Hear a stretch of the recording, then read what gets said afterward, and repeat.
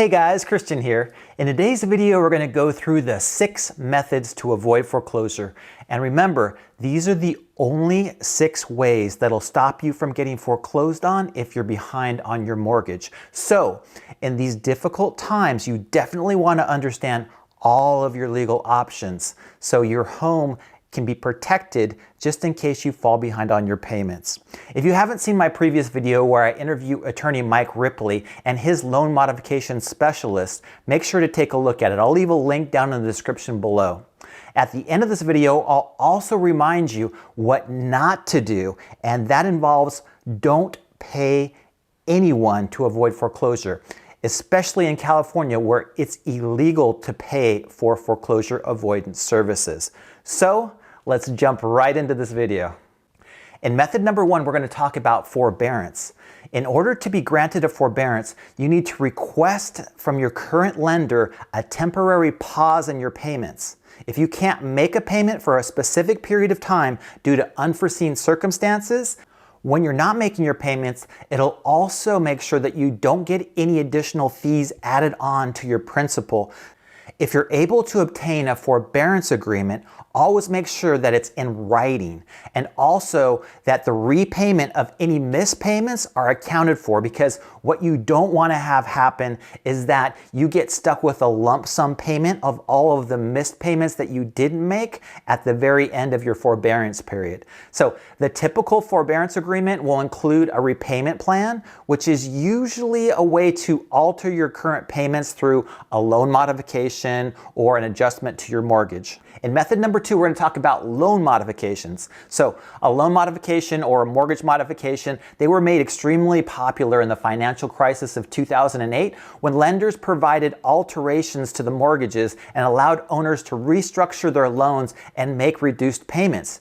Usually a loan modification reduces the interest rate or could reduce the principal, but it allows for the homeowner to make lower payments over the life of their loan due to a hardship such as a lost job, a medical emergency, those types of things. Lenders typically review loan modifications so that they look at the terms of your loan, the circumstances, and they may grant you a modification that allows you to pay a portion of your mortgage until a certain date in the future when payments usually become either more expensive or they may get added onto your principal, but you're going to need to repay those missed payments at some point in the future. So be very cautious when you get a loan modification, because lenders are always going to dictate the terms of the modification, and at times they can be extremely onerous with a huge balloon payment at the end of the term, or sometimes they increase the length of the loan to 30, 40, even a longer period of time when it comes to when your loan's going to become due.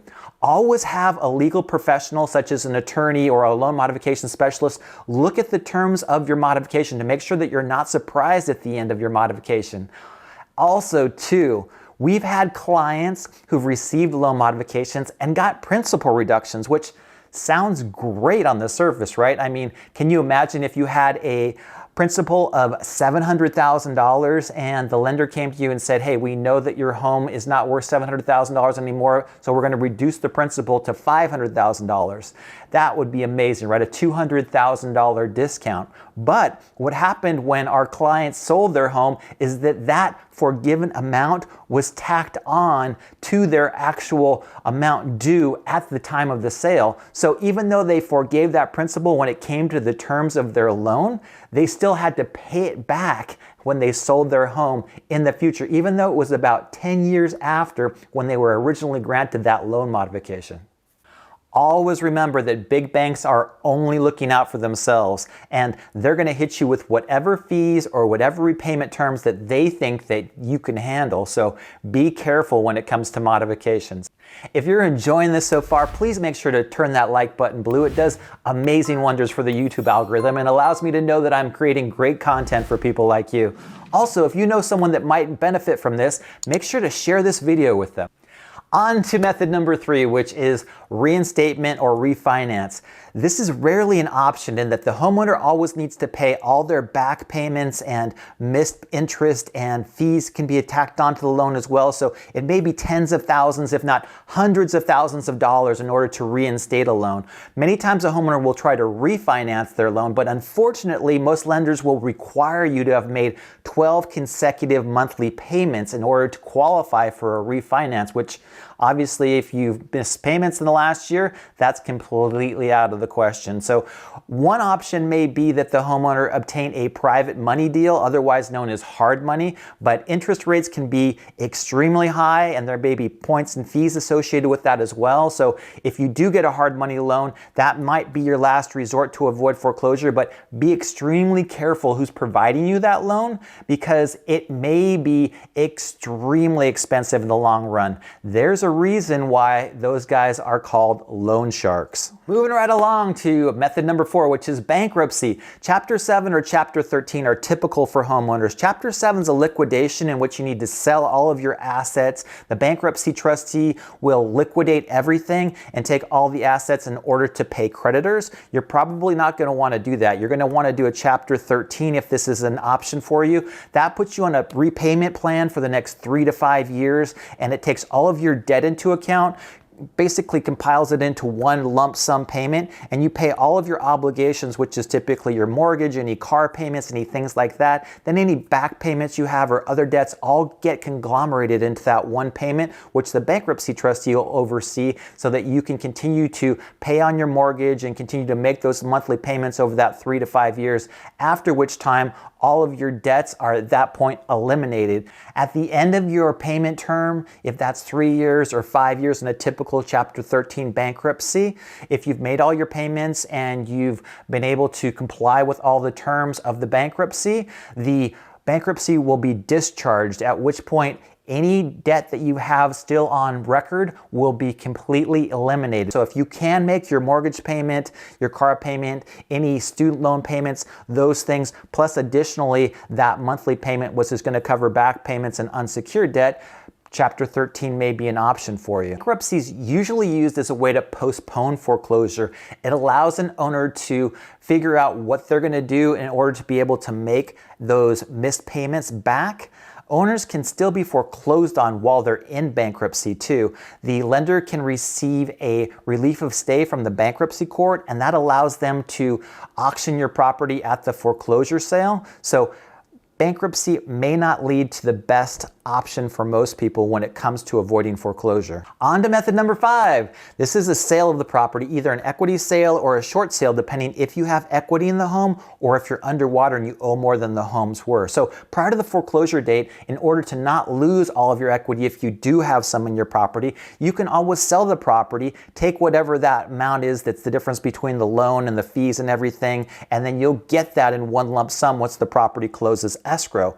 Of course, if you owe more than the property's worth, you may need to do a short sale, which is when the lender takes less of the proceeds than they would typically get if you paid them in full. They do this because they don't want to go through the foreclosure process. This allows you to not have a default judgment against you, and also too allows you extra time and can provide you with some moving expenses as well, so that you can relocate from your current residence into another property. We find that with most homeowners, they don't typically want to sell their home, but at the end of the day, a sale might be in their best interest, depending if they do have equity, which would allow them to exit the property on their terms and have some money in their pocket. They can always rent for a year and then go back to purchasing. Or if they do a short sale, this gives them an additional amount of time, usually 90 days to possibly as long as 6 months. Also, when completing a short sale, the lender will typically forgive any amount that's due that's over the amount of the proceeds they get from the sale. So you're not responsible if you sell your home for $600,000 and the loan balance was $750,000. They'll forgive that entire $150,000. That's always nice. On to our final method number 6. This is the deed in lieu of foreclosure. Some lenders will allow you to deed them the property so that they can avoid the long process of foreclosing, which could take months or years and cost thousands of dollars. So a lender will typically not seek a default judgment and then will allow the homeowner an additional 30 days, 60 days, sometimes up to 90 days to move out of the property. Usually what happens is that they'll deed them the property, they'll give them 30 days to move out, and then at that 30-day period, they'll drop off the keys and they're basically done. There are a couple of issues though with deed in lieu of foreclosure.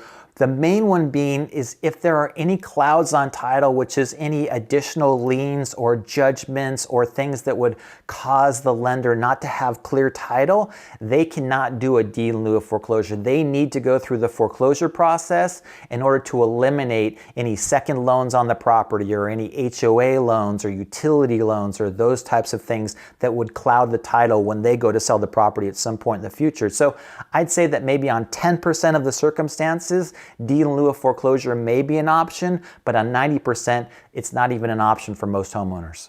So we've worked with Fannie Mae, Freddie Mac, all of the big lenders, Chase, Wells Fargo, Bank of America, and we were involved with thousands of foreclosures and short sales from about 2007 until 2013.